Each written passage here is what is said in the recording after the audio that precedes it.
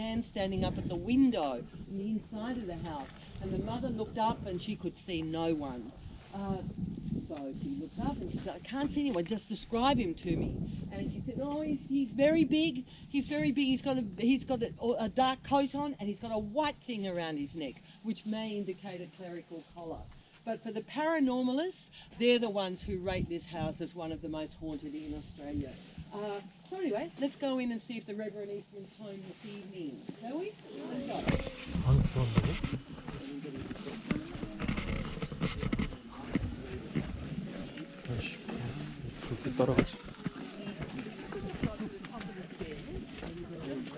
I need the lantern bearers up here, please. Can you go up and just wait on the veranda with Anne-Marie?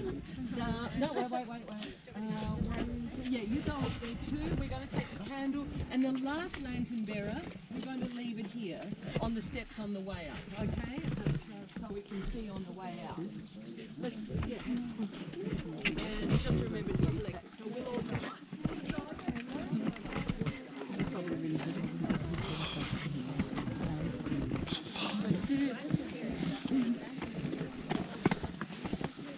그래서 분명히 놀래키는 거 아니야?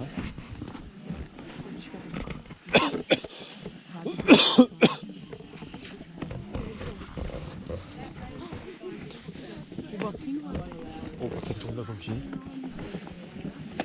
여기도 무서워가지고 조심할게요.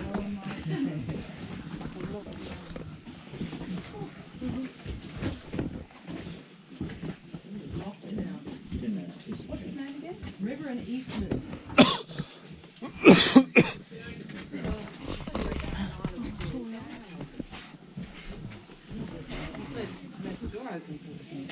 Okay, do you want to give it a bash? Keep going.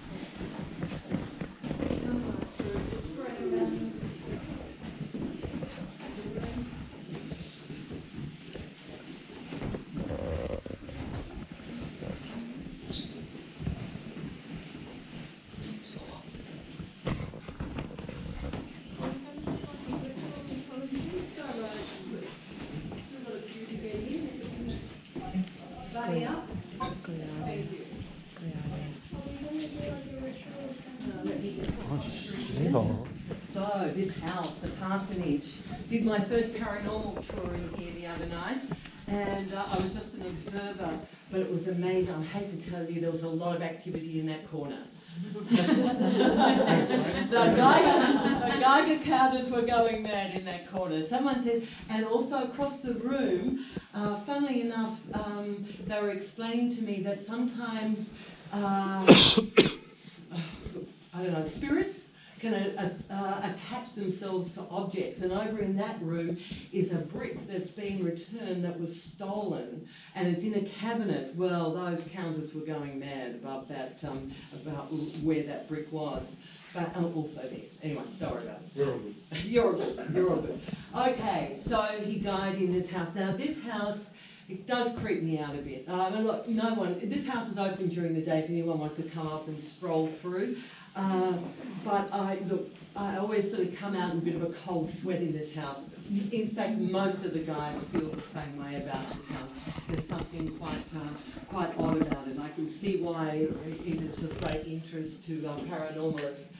So after the Reverend Eastman died, there was a new family that came in. It was the Reverend Hayward. And so now we're talking probably more the late 1850s. Now, Reverend Hayward had been away on the mainland with his wife and his family. He'd returned home alone, family coming back the next day. He came in here, like I said, this is a very busy area along here. Lots of families, lots of children, big gated community, everyone knows each other. So he returns home in the evening, goes out the back to have supper. Before too long, knock on the door, answers the door, it's the local doctor. And he just wanted to drop by, welcome everyone home and have a chat. So they talked for a while, and then the doctor said, would you mind if I went upstairs and said goodnight to the children? And the Reverend said, well, they're not home. They're coming on the next shift tomorrow. He said, but all your lights are on upstairs. Of course, they thought convict intruders. That's the first assumption you would make. So off they went, very, very steep staircase here. Up they went. Of course, there were no lights on upstairs whatsoever. But other people had seen the lights on in this house. So when his wife returned home the next day, he was telling her the story. And she was convinced there'd been convict intruders in the house, because she was very sceptical about sort of any sort of, you know, paranormal or ghostly activity in this house. Until one night when she had the Catholic chaplain's sister to stay over. She didn't want her to be alone in her house, so she invited her to come and stay here. She's asleep in the bedroom across the hallway. It was a bedroom then. And in the middle of the night, she heard kind of like a knocking against the skirting boards in the bedroom. And of course she thought it was a rat or a paddy melon or something had broken into the room. So she picked up the boot, her boot next to a bed, and she hurled it against the pelmet across the room against the skirting boards. And well, with that, the whole place erupted. And she actually wrote, she said it was like there were people in the room banging boxes on the floor. Bang, bang, bang, bang. So this din went on for a little while and then quickly it stopped. So I think the Mrs. Hayward was a little bit more, less sceptical, shall we say. Now, this place is, because of those lights, the Haywoods also had another experience. All the bedrooms are upstairs, pretty much. So the children sleeping up there, his office is up there. And they were going to bed one night. They noticed across the corridor there was quite a bright white light coming from underneath the door. What's that? So he went over and he got down on his haunches and he looked through the keyhole. Sure enough, a piercing white light, nothing like candlelight or low kerosene, like a white light from those other lanterns. He threw open the door, nothing. The whole room was plunged into darkness. Since those experiences of the Haywoods, this house has been consistently haunted. So we're talking since the mid-1850s. And the lights. The lights are kind of a recurring, and not the sort of lights that are seen in the church. It's more about illumination upstairs or at the window from time to time. And I did actually have some folks up here the other day on my tour, and they were up here during the day, and there's a room at the back that is very, very lowly lit. Because there are some information boards and so forth back there, but there's no bright light in there whatsoever.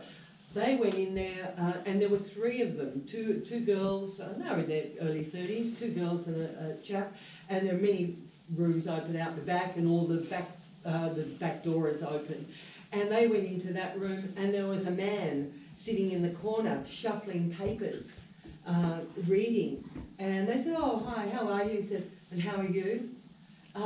And they just had this terrible feeling. They were just so spooked. They, in fact, burst out the back and jumped over the fence and took. And their friend, who was still in the house, had been in that room. He didn't see anyone, but that man just sitting there. Why would he be looking at papers in this very low? It's like this in there, just a very slight glow. So not out the front here on the veranda, in that room. I don't know. Anyway, there you go. So after Port Arthur shut down, there were many tradies working in this area. They were all stripping back all this extraneous stuff. There's been hotels, guest house, post office here, taking it all away and trying to make some sense of it and reflect its convict era. Now, there was a group assigned to this house. So they decided they would stay in the house because they didn't want to pay for hotel accommodation anywhere else. You know, they had a dog, and the dog got to the threshold, it growled, it never came into this house unless it was picked up and carried in. It would not freely enter this house. So these blokes are working around here, and everything okay? Yeah.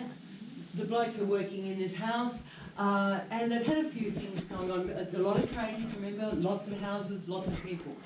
They've had a few things go missing, you know, there'd be a hammer was moved or something, and they thought, oh, well, yeah, they're being pranked.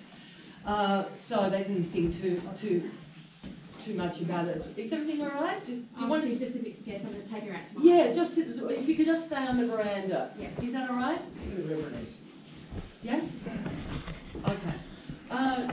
So anyway, they, like I said, they've had a few things go wrong. So, now, where was I? A couple of things went missing. Yes, that's right, they went missing.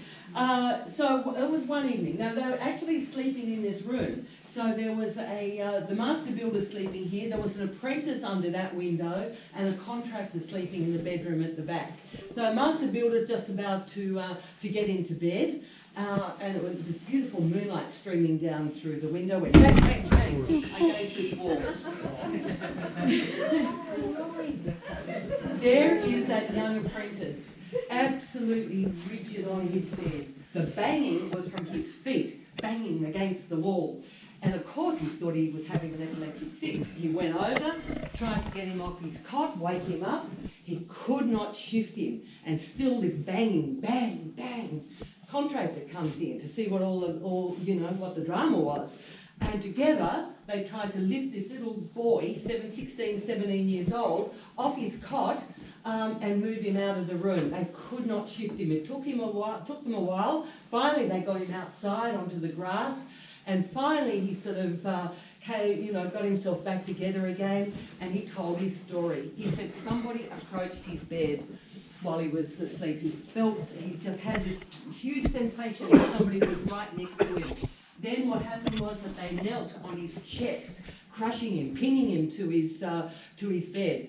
And then that terrible physical sensation of hands around his neck trying to choke him. And that's why he couldn't yell out. All he could do was just bang with his feet. Absolutely terrifying for that young lad. That wasn't the end of it though. They continued to work on this house, of course. And then one day one of the, I think it was the contractor, entered into the room at the back to get his toolbox. Standing in the middle of the room is a woman, a young girl in a pale blue dress. And she's got her head bowed, her hands are outstretched. He walks in and sees his toolbox right behind her. So you can see straight through her. And as soon as he walked in, she raised her head and her hands went up. And as soon as she made eye contact, she was weeping. As soon as she made eye contact with him, she just disappeared. She's very, very famous in this area. She's called the Lady in Blue. I'll tell you some more about her. So anyway, those blokes decided they would not be sleeping here anymore. I had a chap in one of my groups one night about 6 months ago, and he said, oh, I worked for him. He was a builder from Launceston. And when he came back to Launceston, he said that's exactly how he told that story. He was working for him. So they had all sorts of experiences here, and Mercury, the paper, actually interviewed them. So all of that is very well documented. And he always maintains that I don't care if no one believes it, this is what happened to those, to us, those blokes in this house. So a very odd house. Now I'm going to tell you some more about the Lady in Blue. So we're going to make our way carefully outside. We're going to move down on the road. I can see that group coming in behind us. So let's if anyone wants to take some pictures up the, let me just go up first. Up the stairwell.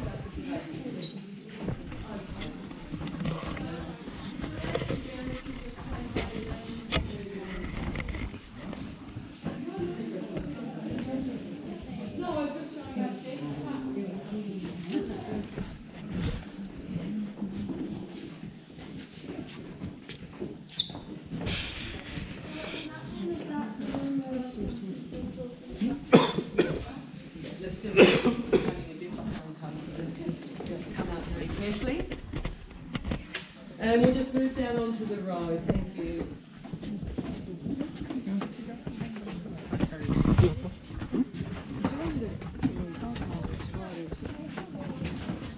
찍었어?